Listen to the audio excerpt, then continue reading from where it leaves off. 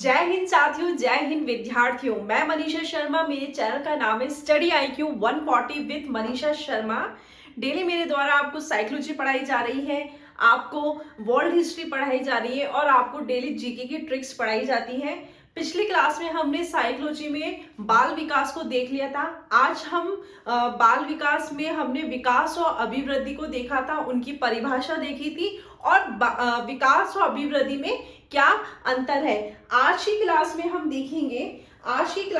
देखेंगे आपके बाल विकास के सिद्धांत।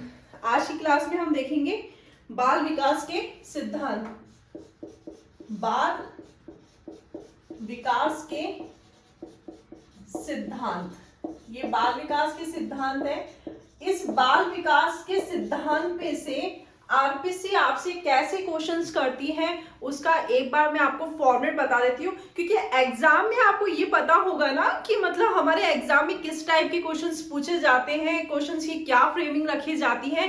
तो आपको बड़ा इजी होता है हर चीज को पढ़ने में और आप उतना ही वेटेज देके उस चीज को अच्छे से पढ़ते जाते हैं। तो हम देखेंगे कि बाल इसमें किस टाइप के क्वेश्चंस आते हैं।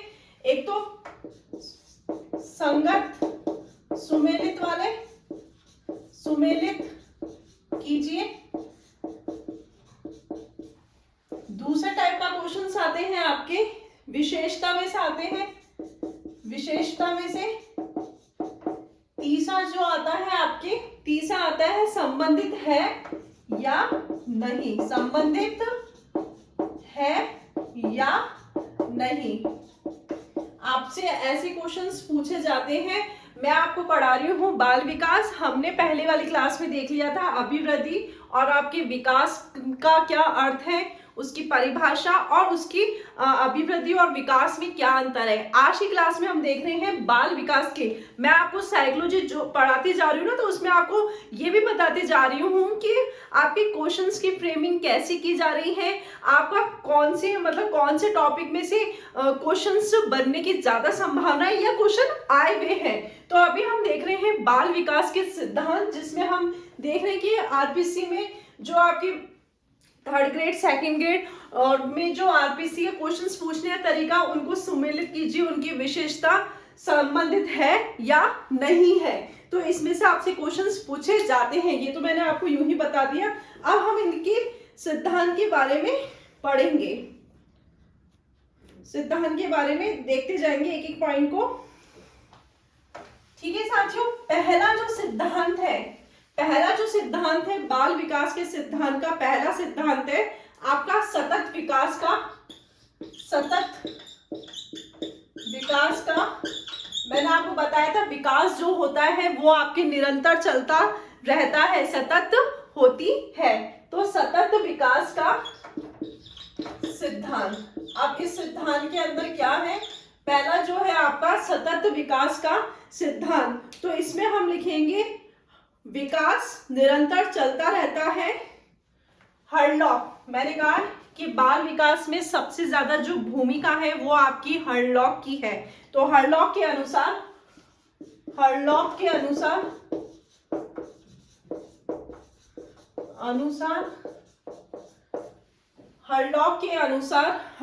अनुसार विकास निरंतर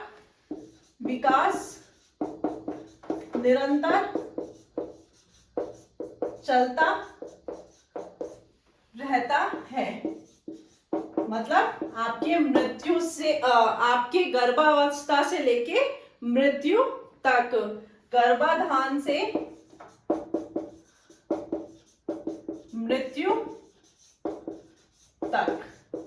तो आपसे इसका संगत पूछ सकते हैं, सुमेलित करने में पूछ सकते हैं। तो आपको ये सब एक एक विशेषता पता होनी चाहिए। विकास जो होता है वो हमारा जीवन पर्यंत चलता रहता है, गर्भाधान से लेके आपकी मृत्यु तक आपका विकास चलता रहता है। तो ये एक इसकी पहली विशेषता थी। दूसरी विशेषता में विकास में गति में भिन्नता का सिद्धांत। विकास में गति में भिन्नता का सिद्धांत। सिद्धांत। अब हम इसको देखेंगे कैसे, विकास में गति में भिन्नता का सिद्धांत। तो हम देख लेंगे एक बार अवस्था और दूसरा देख लेंगे अंगों में शरीर में भिन्नता। इसको दो भागों में बांट देंगे हम, ठीक है साथियों। इसको हमने बांटा है अवस्था, ये अवस्था में बांटा आपके, और ये है अंगों में शरीर में, अंगों में शरीर में भिन्नता के अकॉर्डिंग, शरीर में भिन्नता। ठीक है साथियों, हमने इसको बांटा है। दूसरी विशेषता है विकास में गति में भिन्नता का सिद्धांत। तो पहले हमने बांटा है अवस्था के अकॉर्डिंग, दूसरा बांटा है हमने अंगों में शरीर, मतलब सबका शरीर अलग अलग होता है, शरीर में भिन्नता के अकॉर्डिंग। तो हम ये देखेंगे, इसको भी तीन भागों में बांटेंगे आपके। पहले कौन सी आती है, शेषावस्था, शेषावस्था। दूसरी आती है आपकी बाल्यावस्था, तीसरी आती है आपकी किशोरा अवस्था। ठीक है साथियों, आपकी अवस्था आपको पता है, शेषावस्था, बाल्यावस्था, किशोरावस्था। आपने विकास में गति में भिन्नता के का जो सिद्धांत है उसमें आपने अवस्था और शरीर में, अंगों में शरीर में जो भिन्नता का है उसमें आपने बांट लिया है। तो आपको पता है गर्भा, शेषावस्था में से भी पहले आपकी गर्भावस्था आएगी, सॉरी गर्भा अवस्था। ठीक है, तो इसमें जो विकास है, इसमें जो विकास है गर्भावस्था में विकास सबसे अधिक होता है, अधिक होता है। हम देखते हैं ना, एक बालक शिशु जो होता है 9 महीने के अंदर बन जाता है, तो गर्भावस्था में विकास सबसे अधिक तेज गति से होता है, सबसे अधिक गति उसकी जो होती है अधिक होती है, गर्भावस्था में सबसे अधिक तेज गति से होता है। फिर बाल्यावस्था में धीमी गति से, बाल्यावस्था में आपके धीमी गति से होता है, और किशोरावस्था में सबसे अधिक अवस्था से अधिकतम गति से होता है। देखो हम ये पढ़ रहे हैं विकास में गति में भिन्नता का सिद्धांत। हमने पहले अवस्था देख रहे हैं, आपकी गर्भावस्था, शेषावस्था, बाल्यावस्था, किशोरावस्था। गर्भावस्था में सबसे अधिक गति से बढ़ता है, फिर आपकी शेषावस्था, बाल्यावस्था आपकी धीमी गति से, और जो आपकी किशोरावस्था है वो अधिकतम गति से बढ़ता है। हम देखते हैं हाइट भी बढ़ रही है, हमारी आवाज में चेंजेस आ रहा है, किशोरों में जो परिवर्तन हो रहा है वो देखने को मिलता है, किशोरियों में जो परिवर्तन होता है वो सबसे ज्यादा जो चेंजेस होता है वो आपके किशोरा अवस्था में होता है। ये तो था आपके अवस्था के अकॉर्डिंग। दूसरा है आपके, ये है आपके सिर से, और ये है आपके हाथ पैर से। अंगों का बात कर रहे हैं ना अपन, सिर से जो होता है वो सबसे पहले बढ़ता है, सिर से सबसे पहले, सिर से आपकी सबसे पहले बढ़ता है, और हाथ पैर में बाद में बढ़ता है, बाद में बढ़ता है। ठीक है साथियों, ये हम देख रहे हैं बाल विकास के सिद्धांत, जो बहुत इंपॉर्टेंट है। एग्जाम में आपके बाल विकास के सिद्धांत पूछ लिए जाते हैं। पहला जो सिद्धांत है वो है आपका सतत विकास का सिद्धांत। सतत विकास के सिद्धांत में हर्लॉक के अनुसार उन्होंने कहा है जो आपका विकास होता है ना वो निरंतर चलता रहता है, मतलब आपकी गर्भाधान से लेकर मृत्यु तक आपका विकास की अवस्था चलती रहती है। दूसरा है विकास में गति में भिन्नता का सिद्धांत। अब इसमें हमने अवस्था भी देख ली और शरीर के अंगों को भी देख लिया। अवस्था में हमने देखा कि शैशवावस्था, बाल्यावस्था, गर्भावस्था, शैशवावस्था, बाल्यावस्था, किशोरावस्था आपकी गर्भावस्था में सबसे अधिक होता है, और बाल्यावस्था में धीमी गति हो जाती है, और किशोरावस्था में आते आते मतलब अधिकतम गति से आपका विकास होता है। फिर है अंगों में शरीर में भिन्नता के अनुसार, सिर से पहले मतलब सिर से आपका विकास होता है, और हाथ पैरों में बाद में विकास होता है। पहले सिर का विकास होता है, हम देखते हैं पहले सिर का विकास होता है, फिर बाकी शरीर का विकास होता है। ठीक है साथियों, एक बार आप इसका पूरे का स्क्रीनशॉट ले लेंगे।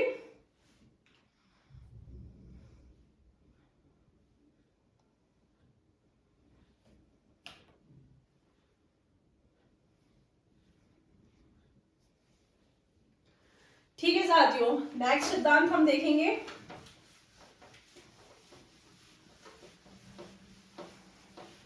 बाल विकास के सिद्धांत देख रहे हैं हम। ये एग्जाम की दृष्टि से वेरी वेरी इंपॉर्टेंट टॉपिक है, जो कि आपको पता होना चाहिए, क्योंकि ये हमसे मतलब जो थर्ड ग्रेड की तैयारी कर रहे हैं, सेकंड ग्रेड की तैयारी कर रहे हैं और सीटेट इन सब की तैयारी कर रहे हैं, उन सब की दृष्टि से बहुत ही इंपॉर्टेंट टॉपिक है। आपके फर्स्ट ग्रेड में मतलब बाल विकास है, लेकिन वो किशोरावस्था के संदर्भ में पूछते हैं।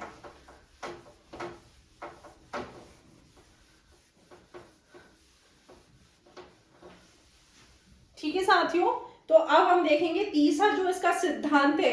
तीसरा सिद्धांत है आपके विकास की दिशा का सिद्धांत। तीसरा है विकास की दिशा का सिद्धांत। विकास की दिशा का सिद्धांत, इसके अंदर क्या है? विकास की दिशा का सिद्धांत, इसमें आपका जो है सिर से पैर की ओर लंबवत बढ़ता रहता है। तो इसमें लिखेंगे विकास जो होता है वो निश्चित दिशा में बढ़ता है। विकास निश्चित दिशा में होता है। निश्चित दिशा में होता है, कहने का मतलब है विकास जो है वो आपके निश्चित दिशा में होता है। कैसे? जैसे ये विकास है, ये बढ़ रहा है, तो एक निश्चित दिशा में विकास आपका हो रहा है, मतलब सिर से बढ़ना स्टार्ट होता है आपके। ये इसमें आप लिखोगे सबसे पहले सिर का विकास होता है, अंत में पैर का विकास होता है। तो इसमें ये भी लिख लो, सबसे पहले सिर का विकास होता है। सिर का विकास होता है, बाद में पैर का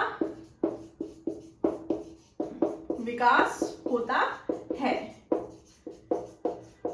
हम बाल विकास के सिद्धांत देख रहे हैं साथियों, जिसमें हमने तीसरा जो सिद्धांत है विकास की दिशा का सिद्धांत, जिसे हम विकास जो होता है एक निश्चित दिशा में होता है। मतलब पहले आपका सिर का विकास होता है, फिर वो बाद में विकास होते होते आपके पैर तक हो जाता है। इसको हम क्या कहते हैं? इसको हम मस्तको दो मुखी सिद्धांत भी कहते हैं। इसको हम मस्तको द्विमुखी सिद्धांत भी कहते हैं। क्यों मस्तक? क्योंकि आपके मस्तक से विकास होता है, जो कि आपके नीचे नीचे बढ़ते बढ़ते पैर तक इसका विकास होता है, इसलिए इसको हम मस्तकोद्मुखी सिद्धांत भी कहते हैं। ठीक है साथियों, आपको साइकोलॉजी रटनी नहीं है, आपको साइकोलॉजी समझनी है, साइकोलॉजी के शब्दों पर गौर करना है, क्योंकि आप अगर साइकोलॉजी रटोगे तो आपको साइकोलॉजी एंड तक याद नहीं होगी और सब मिक्स हो जाएगा। जब एग्जाम में क्वेश्चंस करने बैठोगे तो आपको साइकोलॉजी के क्वेश्चंस अटेम्प्ट करने में बड़ी दिक्कत होगी। तो विकास की दिशा का सिद्धांत, जिसमें मस्तकोद्मुखी सिद्धांत भी कहते हैं, क्योंकि आपका जो पहले सिर से लेके नीचे पैर की तरफ आपका विकास होता है। ठीक है साथियों, अब आप देख रहे हो ये इसका लंबात्मक ऊर्ध्वाधर विकास हो रहा है। इसका एक और नाम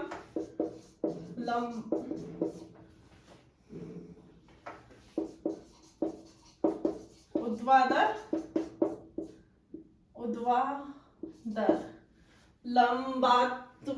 लंबात्मक ऊर्ध्वाकार होता है।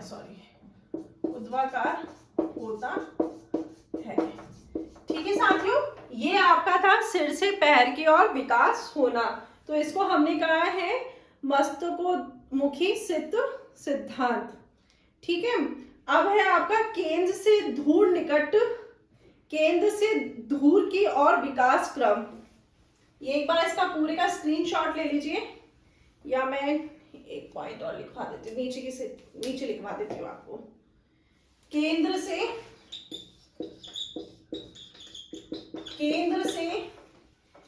से धूर की ओर विकास का सिद्धांत। केंद्र से धूर की ओर विकास का क्रम है, विकास का क्रम।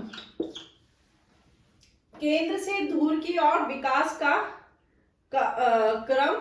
इसमें देखेंगे केंद्र से प्रारंभ होके फिर भारी विकास,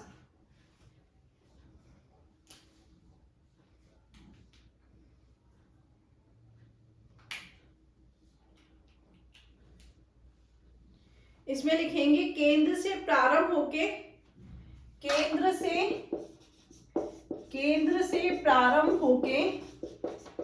से प्रारंभ होकर भारी अंगों का विकास होता है। कैसे? इसमें बोला है ना, केंद्र से धूर, मतलब पहले आपका केंद्र का विकास होगा, फिर उसके बाद आपके बाहरी अंगों का विकास होगा। तो इसमें हम लिखेंगे केंद्र से प्रारंभ होके फिर भारी विकास, जैसे पहले रीढ़ की हड्डी का विकास, फिर भुजाओं, बाद में संपूर्ण विकास होता है। तो इसमें हम लिखेंगे पहले रीढ़ की हड्डी का विकास, मतलब एक एक अंगों का विकास हो रहा है, तो मतलब पहले केंद्र से विकास होगा, फिर भारी विकास की ओर बढ़ेगा, मतलब पहले रीढ़ की हड्डी, भुजाओं का विकास, फिर संपूर्ण विकास होता है। तो वो कौन सा सिद्धांत है? केंद्र से धूर की ओर विकास का क्रम। धीरे धीरे सभी अंगों का विकास होता रहता है। रीढ़ की हड्डी का विकास, भुजाओं का विकास।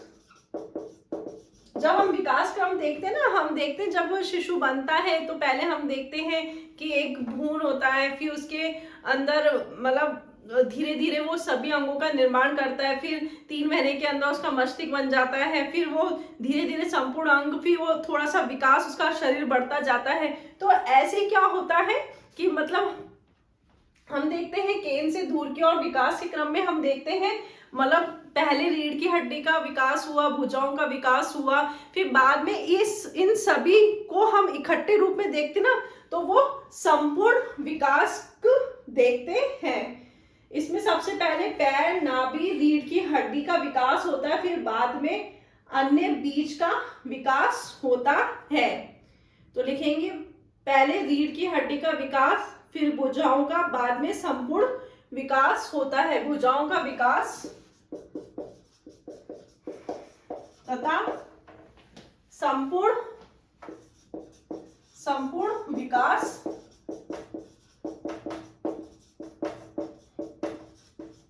होता है। संपूर्ण विकास होता है। इसे हम निकट से धूर सिद्धांत भी कहते हैं। निकट से धूर सिद्धांत भी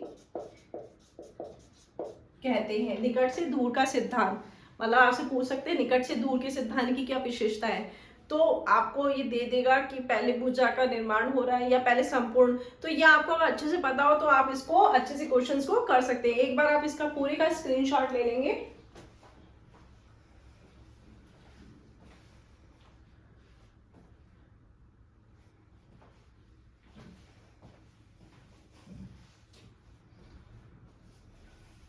एक बार आप इसका पूरे का स्क्रीनशॉट ले लेंगे।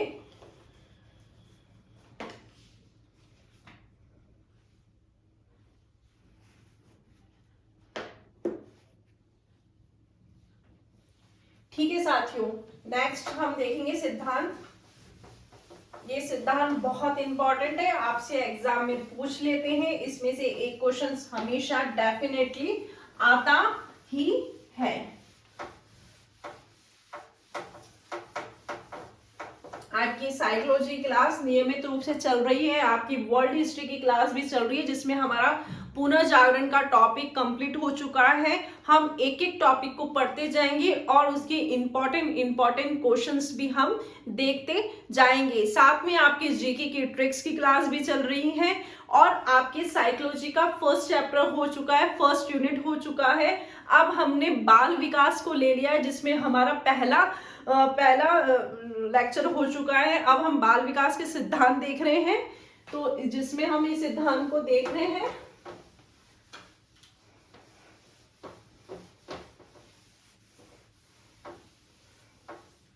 ठीक है साथियों, तो अब आपका जो 5वां सिद्धांत है समान प्रतिमान का सिद्धांत।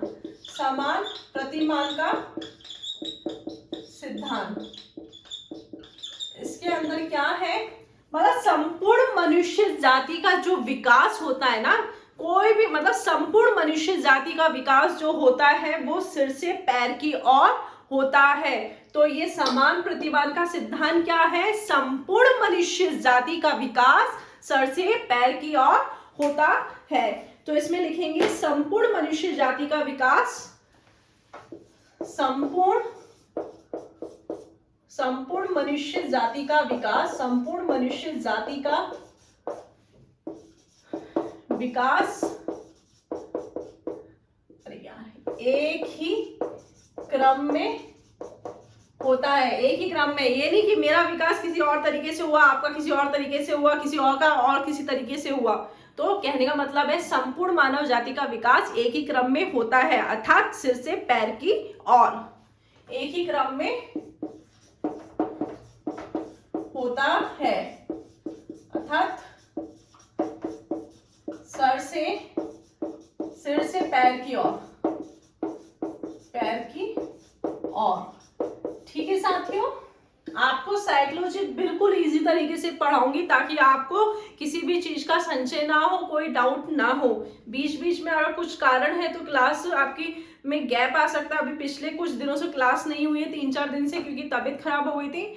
अब भी उससे पहले कुछ टेक्निकल एरर हो गई थी, तो अगर कुछ ऐसा होता है तो उसके लिए क्षमा चाहती हूँ। बाकी आपकी साइकोलॉजी के लिए आप बेफिक्र रहिए, आपको संपूर्ण साइकोलॉजी पढ़ाऊंगी, चाहे वो आप फर्स्ट ग्रेड की तैयारी कर रही हो, सेकंड ग्रेड की तैयारी कर रही हो, ड्रिट की तैयारी कर रही हो, थर्ड ग्रेड की आपकी सीटेट की तैयारी कर रही हो, केवीएस एनवीएस किसी भी एग्जाम की तैयारी कर रही हो, इवन आप बीएड के स्टूडेंट क्यों ना हो, आपको मैं साइकोलॉजी बहुत इजी तरीके से पढ़ाऊंगी ताकि आपको साइकोलॉजी याद हो जाए, कभी रटने की जरूरत ना पड़े।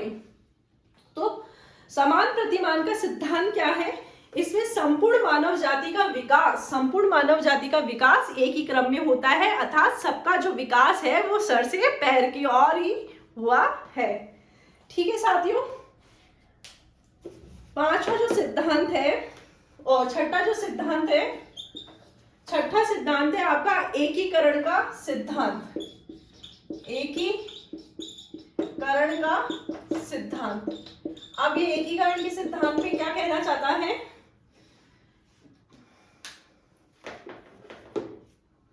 इसमें क्या होता है, पहले इसमें संपूर्ण अंकों, फिर अंक के भाग को, फिर दोनों को समन्वय रूप से देखा जाता है। तो हम लिखेंगे पहले संपूर्ण अंकों, पहले संपूर्ण अंग को, पहले संपूर्ण अंग को, फिर अंक के भागों को, फिर अंक के भागों को, फिर अंक के भागों को, पहले संपूर्ण अंक को, फिर अंक के भागों को, फिर दोनों में समन्वय स्थापित कर लेता है, फिर दोनों में समन्वय स्थापित करना। ठीक है साथियों, ये क्या है, एकीकरण का सिद्धांत। एकीकरण का सिद्धांत, इसमें आप देखेंगे एकीकरण के सिद्धांत में क्या देखेंगे आप, सबसे पहले शारीरिक विकास का अध्ययन किया जाता है, फिर विकास के पहलू में सभी आपस में जुड़े होते हैं और एक विकास अच्छा होता है, फिर दूसरा विकास भी अच्छा होता है।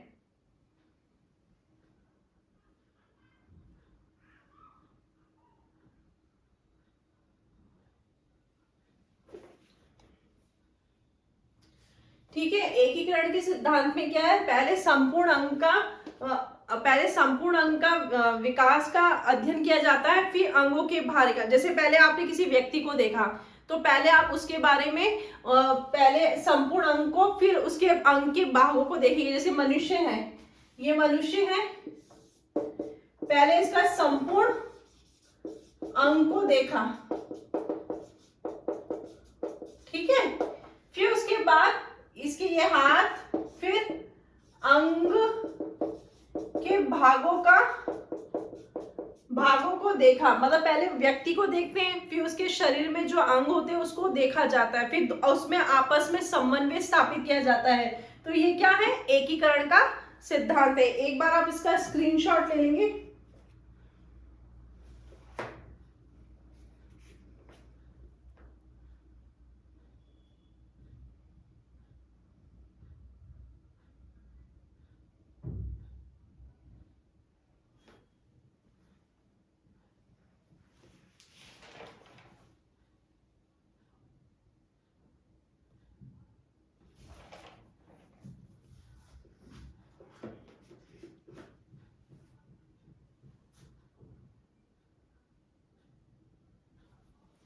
ठीक है साथियों,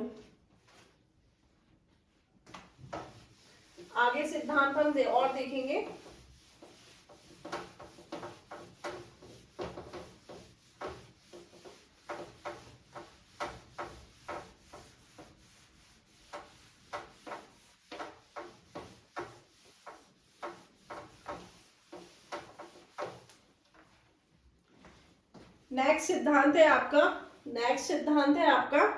नेक्स्ट सिद्धांत है परस्पर संबंध का सिद्धांत।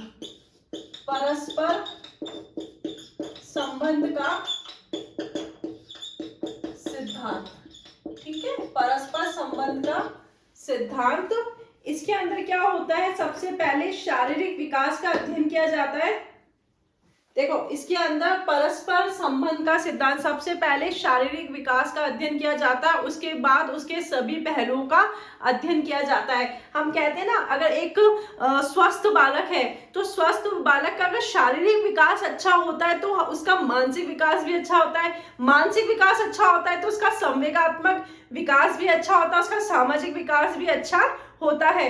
तो इसके अंदर सबसे पहले किसका अध्ययन किया जाता है, सबसे पहले शारीरिक विकास का अध्ययन किया जाता है। सबसे पहले शारीरिक विकास का अध्ययन किया जाता है, शारीरिक विकास का अध्ययन किया जाता है। सबसे पहले शारीरिक विकास का अध्ययन किया जाता है, फिर विकास के पहलू सभी आपस में जुड़े होते हैं। फिर विकास के सभी पहलू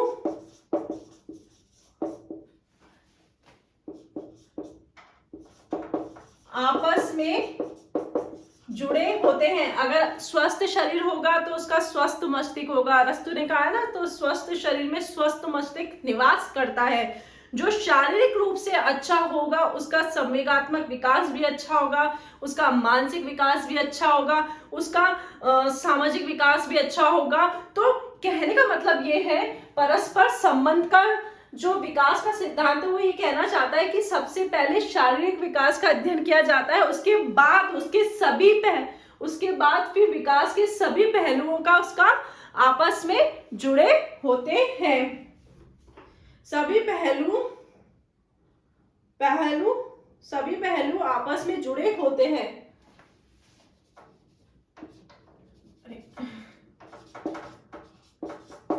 आपस में जुड़े रहते हैं।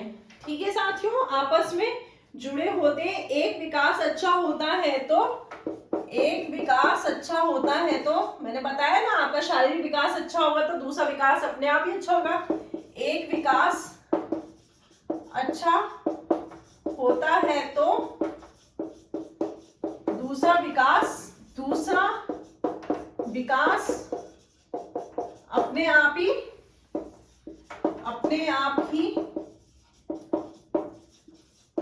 अच्छा हो जाता है। ठीक है साथियों, एक विकास अच्छा होगा तो दूसरा विकास अपने आप ही अच्छा होता है। ये विकास आपस में एक दूसरे से अच्छे मतलब आपस में जुड़े हुए होते हैं। अगर आपका शारीरिक विकास अच्छा नहीं होगा तो आप मानसिक रूप से कहीं ना कहीं आपका मतलब वो दिखाई दे देता है। तो ये एक विकास दूसरे विकास से जुड़ा हुआ होता है। तो आप इसको ऐसे लिखेंगे, शारीरिक विकास, ठीक है ना। अगर ये अच्छा है, शारीरिक विकास अच्छा है तो आपका मानसिक, संवेगात्मक, सामाजिक,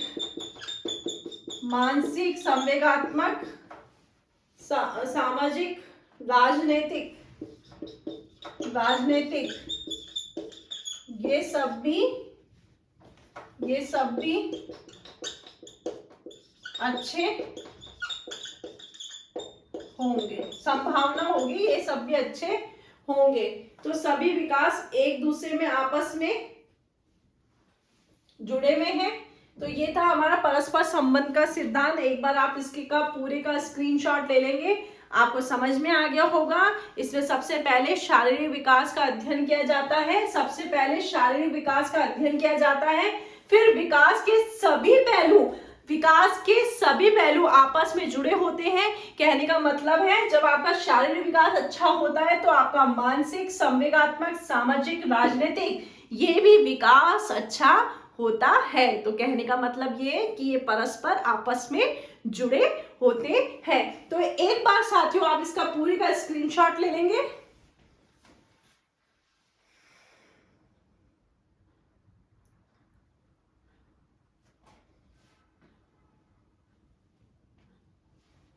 ठीक है साथियों,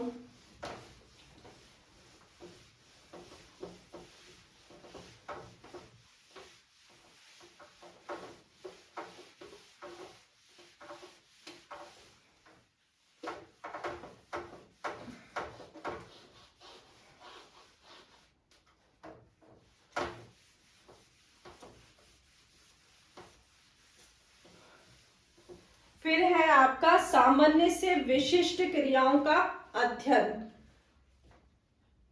छठा हो गया आपका, सातवां हो गया, आठवां। सामान्य से विशिष्ट, सामान्य से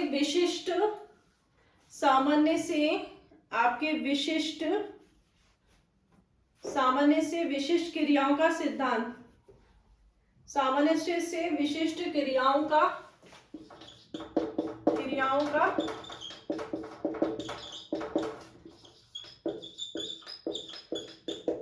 सामान्य से विशिष्ट क्रियाओं का अध्ययन। इसमें हम देखेंगे कि विकास की अवस्था में शुरुआत में सामान्य विकास होता है, फिर दूसरी अवस्था में आने पर विशिष्ट क्रिया करेगा।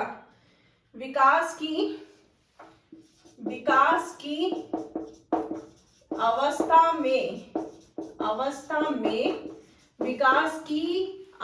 में पहले सामान्य विकास होता है, फिर दूसरी अवस्था में वो विशिष्ट व्यवहार करता है। विकास की अवस्था में शुरुआत में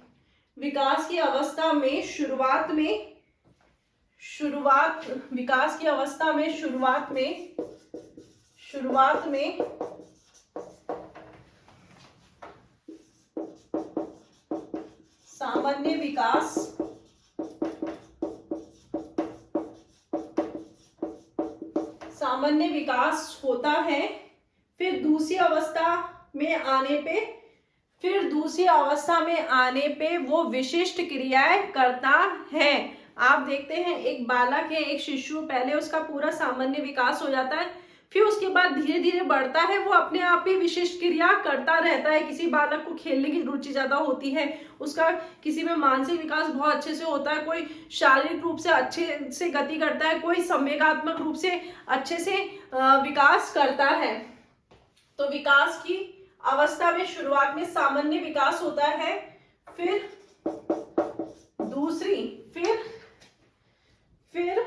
दूसरी अवस्था में आने पर जैसे बाल्यावस्था में बच्चा सभी क्रियाओं पे विशेष ध्यान देता है, उसकी रुचि मतलब खेलने में भी है, पढ़ने में भी है, समूह में भी है, टोली में भी है, सब तरीके में है। लेकिन जैसे जैसे वो किशोरावस्था में आता है तब आप देख लेना उसकी रुचि, अगर वो लड़का है तो किसी लड़के में है, लड़की है तो लड़कियों में ही है, और मतलब आप देख लोगे कि उसकी जो भी दूसरी अवस्था आने पर उसकी जो विशिष्ट क्रियाओं पे उसकी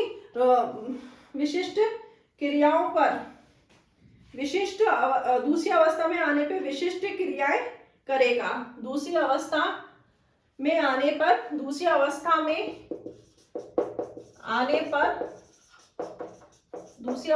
आने पर विशिष्ट क्रिया करेगा। कहने का तात्पर्य ये है, ये तो एक आपको मैं समझा रही हूँ, जो बालक होता है, मतलब हम उसका एग्जाम्पल ले रहे हैं कि पहले वो कोई भी व्यक्ति होता है, पहले वो सामान्य व्यवहार करता है, लेकिन जैसे जैसे उसका विकास बढ़ता है वो विशिष्ट क्रियाओं पे अध्ययन करता है। जैसे हम 10वीं तक पढ़ते हैं, सारे विषय पढ़ते हैं, लेकिन जैसे हम 11th में आ जाते हैं तो एक स्पेशल सब्जेक्ट ले लेते हैं, हम सब्जेक्ट लेना स्टार्ट कर देते हैं, तो वो उस विशिष्ट कार्य पे करना स्टार्ट कर देता है। ये मेरे को आपको समझाने का तरीका था। जैसे बालक किशोरावस्था में आता है, जैसे आप 10th तक आप सारे सब्जेक्ट पढ़ते हो, 11th में आने पे आप विशेष सब्जेक्ट पढ़ते हो, ऐसे ही हमारा जो विकास होता है, पहले वो सामान्य विकास, सबसे पहले आपकी विकास की अवस्था में शुरुआत सामान्य विकास से होती है, फिर बाद में आपकी विशिष्ट क्रियाओं का दूसरी अवस्था में आने पे विशिष्ट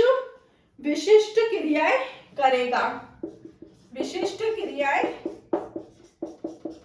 करेगा, ठीक है।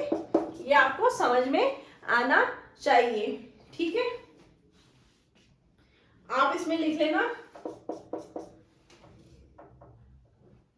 नैतिक विकास जो होता है ना वो आपके विशिष्ट से सामान्य की ओर होता है। ये क्वेश्चन आया हुआ है।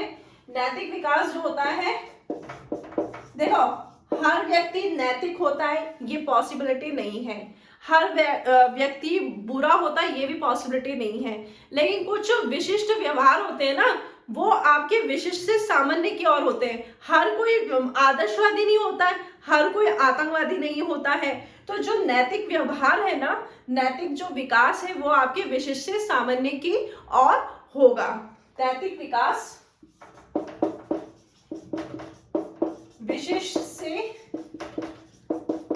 से सामान्य की ओर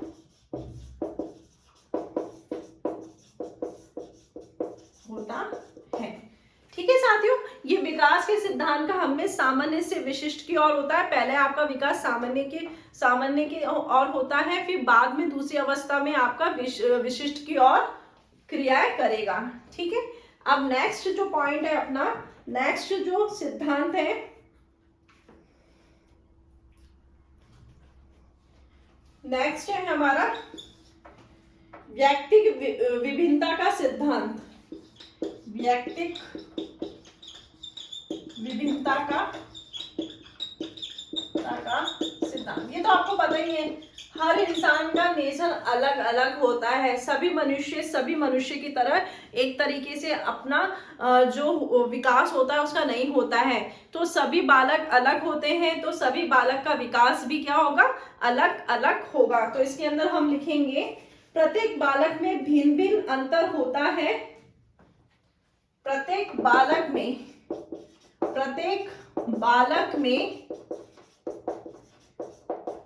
भिन्न भिन्न अंतर होता है, तो उनकी क्रियाएं विकास भी क्या होगा, अलग अलग होगा। प्रत्येक बालक में भिन्न भिन्न अंतर होता है, तो हर बच्चे का विकास अलग अलग गति से होता है। हर बालक का विकास, हर बालक का विकास अलग अलग गति से, अलग अलग गति से होता है। ठीक है, प्रत्येक बालक का जो विकास होता है वो भिन्न भिन्न होता है, तो हर बालक का जो विकास की जो गति होगी वो भी कैसी होगी, अलग अलग होती है। तो ये कौन सा सिद्धांत होता है, व्यक्ति विभिन्नता का सिद्धांत होता है। ठीक है साथियों, एक बार इसका स्क्रीनशॉट ले लेंगे, एक बार आप इसका पूरे का स्क्रीनशॉट ले लो ताकि हम दूसरे नेक्स्ट सिद्धांत देख सकें।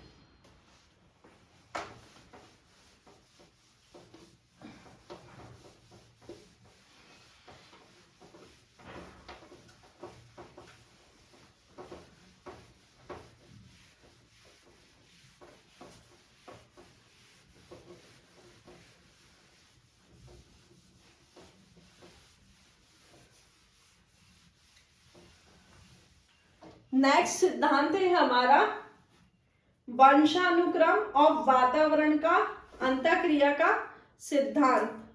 वंशानुक्रम और वातावरण की अंतःक्रिया का सिद्धांत। 10वां है वंशानुक्रम वह वातावरण, वंशानुक्रम वह वातावरण की अंतःक्रिया का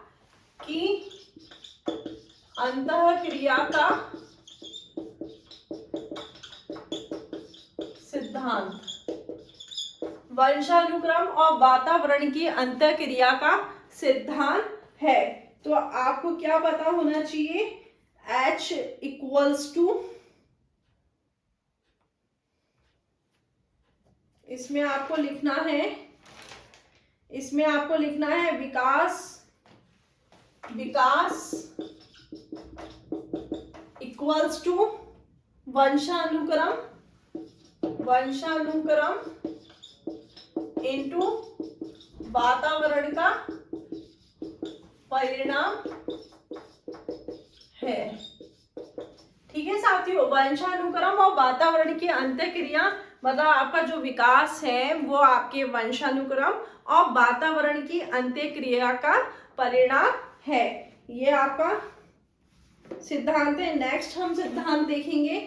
नेक्स्ट सिद्धांत है हमारा अधिगम। नेक्स्ट सिद्धांत है हमारा अधिगम और परिपक्वता का सिद्धांत। नेक्स्ट सिद्धांत है अधिगम वह परिपक्वता का सिद्धांत। अधिगम और परिपक्वता का सिद्धांत। इसमें हम लिखेंगे अधिगम और परिपक्वता विकास को प्रभावित करते हैं का सिद्धांत। देखो, ये आपके अधिगम, लर्निंग और मैच्योरिटी एक दूसरे को प्रभावित करेगी, क्योंकि अगर मान लो आप मैच्योर नहीं हो तो आपकी लर्निंग अच्छे से नहीं होगी। तो ये अधिगम और परिपक्वता, अगर मान लो आपको पढ़ाया जा रहा है, आप बच्चे हो, आपको उस लेवल की मैच्योरिटी नहीं है, तो आपका अधिगम भी नहीं होगा। तो इसमें आप लिखोगे अधिगम और परिपक्वता विकास को प्रभावित करते हैं। अधिगम वह परिपक्वता विकास को प्रभावित करते हैं। ठीक है साथियों, अधिगम और परिपक्वता विकास को प्रभावित करते हैं। तो आप इसके अंदर लिखोगे विकास इंटू अधिगम इंटू विकास इक्वल्स टू अधिगम इंटू परिपक्वता। ठीक है साथियों, एक बार आप इसका पूरे का स्क्रीनशॉट ले लेंगे, एक बार आप इसका पूरे का स्क्रीनशॉट ले लीजिए।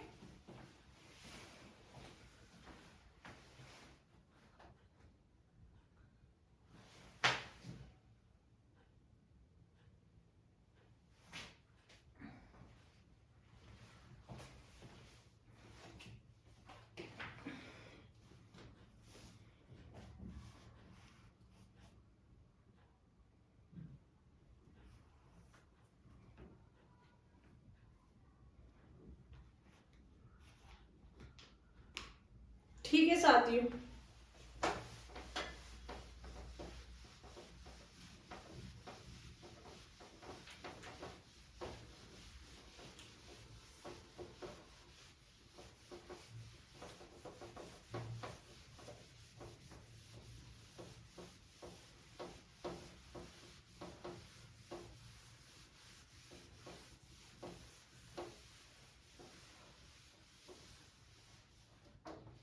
ठीक है साथियों, उसके बाद हमने एकीकरण का सिद्धांत देख लिया था, जिसमें बालक संपूर्ण अंक का प्रयोग करता है, फिर बाद में अंक के अवयव का प्रयोग करता है।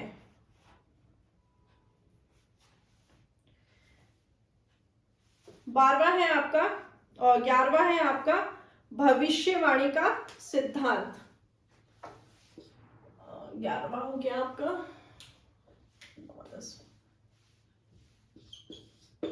भविष्यवाणी का सिद्धांत। भविष्यवाणी का सिद्धांत, भविष्यवाणी के सिद्धांत में हम देखेंगे कि वृद्धि और विकास गति को देख के, मतलब हम देखते हैं ना, बच्चे को हम देखते भविष्यवाणी करते हैं, किसी बच्चे को देखते हैं, अगर वो बच्चा कमजोर सा है तो उसके बारे में भविष्यवाणी करने लग जाते हैं, तो कमजोर सा बालक है, आगे पता नहीं कितना इसका, मतलब कैसे इसका विकास होगा। तो आपके जो बालक के विकास के सिद्धांत में भविष्यवाणी का सिद्धांत भी काम में आता है। तो हम क्या लिखेंगे, वृद्धि और विकास गति देख के आगे बढ़ने की भविष्यवाणी की जा सकती है। वृद्धि वह विकास की, वृद्धि वह विकास गति देख के, विकास की गति देखकर आगे बढ़ने की भविष्यवाणी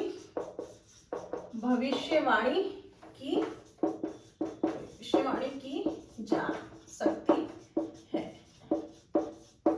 ठीक है साथियों, ये आपको समझ में आ गया होगा। कमजोर बालक को देख के हम भविष्यवाणी कर सकते हैं ना कि यार इसका विकास कैसे होगा, इसकी वृद्धि कैसे होगी, तो भविष्यवाणी कर सकते हैं। दूसरा 13वां है आपका वर्तुलाकार प्रगति का सिद्धांत।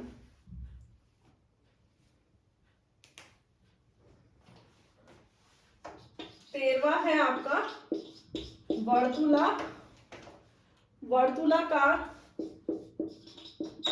वर्तुलाकार प्रगति का सिद्धांत। वर्तुलाकार प्रगति का सिद्धांत, इसमें हम देखेंगे विकास रेखीय नहीं होता है बल्कि वर्तुलाकार होता है। हमने देखा था ना पहले कि पहले हमने देखा था विकास एक ही दिशा में होता है, मतलब सर से पैर की ओर। अब इसमें हम देखेंगे कि जो विकास होता है ना वर्तुलाकार होता है, मतलब रेखीय नहीं होते हुए आपके वर्तुलाकार होता है। पूरा अनुभव के आधार पे इसका विकास होता जाता है। तो हम इसमें देखेंगे, इसमें लिखेंगे आप पूर्व अनुभवों को संबंधित करते हुए, पूर्व अनुभवों को संबंधित करते हुए विकास आगे बढ़ता रहता है।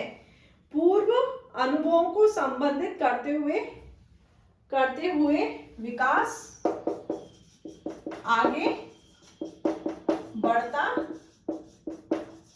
है। ठीक है साथियों, इसमें हम लिखेंगे, इसलिए इसे वर्तुलाकार प्रगति का सिद्धांत भी कहते हैं। वर्तुलाकार प्रगति का सिद्धांत भी कहते हैं, मतलब आपका इसमें रेखीय नहीं बढ़ता है, रेखीय नहीं बढ़ता है, बल्कि कैसे होता है, वर्तुलाकार बढ़ता जाएगा, ऐसे बढ़ेगा, वर्तुलाकार बढ़ेगा। मतलब सिर से पैर की ओर नहीं है, आपका सिर भी है, फिर उसमें आपके शरीर के हाथ पैर अंग भी है, फिर नाभि, फिर आपकी भुजा, आपके भुजांग सब आ जाएगा। तो ये क्या है, वर्तुलाकार विकास होता है। एक बार आप इसका पूरे का स्क्रीनशॉट ले लेंगे।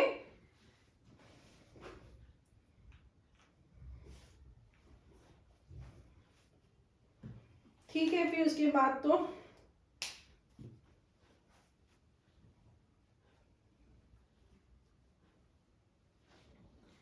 ठीक है, फिर 14वां है आपका, आगे हम देखते हैं।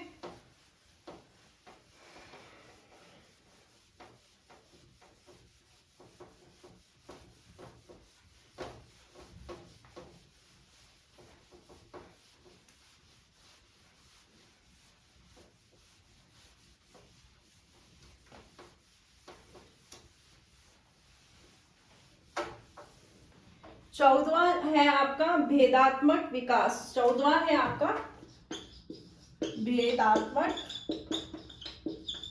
विकास। भेदात्मक विकास। अब इसके अंदर क्या होता है, इसमें भेद मतलब लड़का और लड़की के विकास में अंतर किया जाता है। हमें मालूम है लड़की का विकास तेज होता है अपेक्षाकृत लड़कों में, तो आप लिख लोगे बालक। बालक जिसमें लड़की का विकास तेज होता है, लड़की का विकास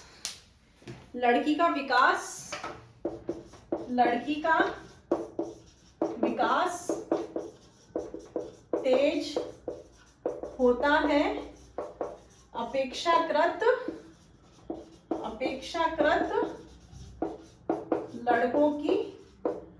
लड़के की तुलना में। ठीक है साथियों, तुलना में हम देखते हैं ना, एक बात, छोटी बच्ची का विकास जल्दी होता है बजाय एक छोटे बालक के, तो ये भेदात्मक सिद्धांत है। फिर 15 देखिएगा,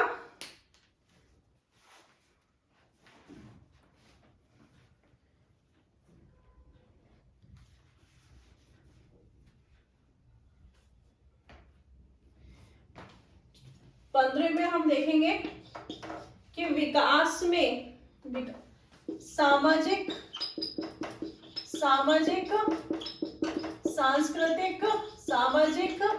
सांस्कृतिक, ऐतिहासिक विकास को प्रभावित करते हैं। सामाजिक, सांस्कृतिक, ऐतिहासिक